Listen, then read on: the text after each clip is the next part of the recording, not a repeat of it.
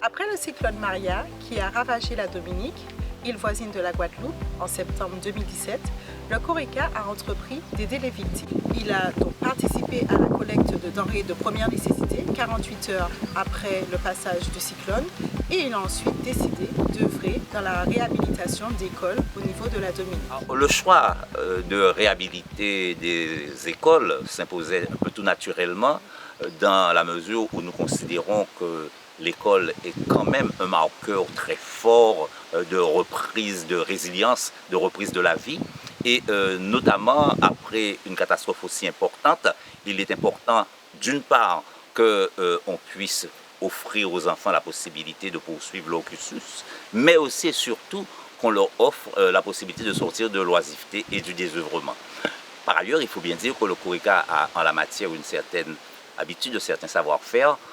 Nous avons travaillé dans les années 90 à la réhabilitation d'écoles en Haïti. Nous l'avons fait après le tremblement de terre de 2010. Nous l'avons fait encore plus récemment en Dominique même après la tempête Matthews en 2015.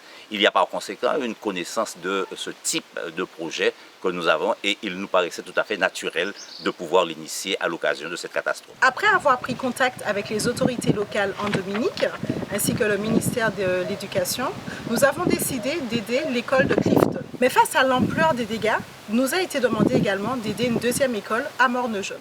Les cours ont repris sur place, mais dans des conditions très difficiles pour les élèves, que ce soit sous des tentes, mais également dans certaines églises. Donc c'est pour ça qu'il est urgent que nous rebâtissions les bâtiments des écoles. Alors, pour assurer le financement d'une telle opération, nous avons procédé un peu comme d'habitude par souscription populaire dans un premier temps, en sollicitant la société civile, des organismes, des organisations qui ont contribué largement un peu à nous donner les premiers fonds pour pouvoir permettre le démarrage des travaux. Mais je dois souligner ici l'importance qu'a joué l'agence Panchard qui a sollicité la Fondation Selectour et à partir de là nous avons monté un projet avec la dite agence qui nous a permis d'obtenir dans un premier temps les fonds de 30 000 € qui ont servi à la réparation de l'école de Clifton qui au moment où nous parlons est quasiment achevée et ensuite 40 000 € supplémentaires, toujours à l'initiative de l'agence Panchard et avec bien évidemment la Fondation Selectour pour pouvoir arriver à régler le problème de l'école de Morne-Jaune. Les travaux sont réalisés par des entreprises choisies par le gouvernement en Dominique. D'ailleurs, une délégation du CORECA s'est rendue sur place au mois de juin afin de vérifier l'avancée des travaux. Donc il faut savoir que chaque semaine, des architectes viennent sur place réaliser l'avancée des travaux pour voir si tout est aux normes en vigueur. Sinon, il faut recommencer. Donc c'est vraiment quelque chose de très suivi, de très pointilleux par le gouvernement de la Dominique. Pour nous, c'est une expérience très riche.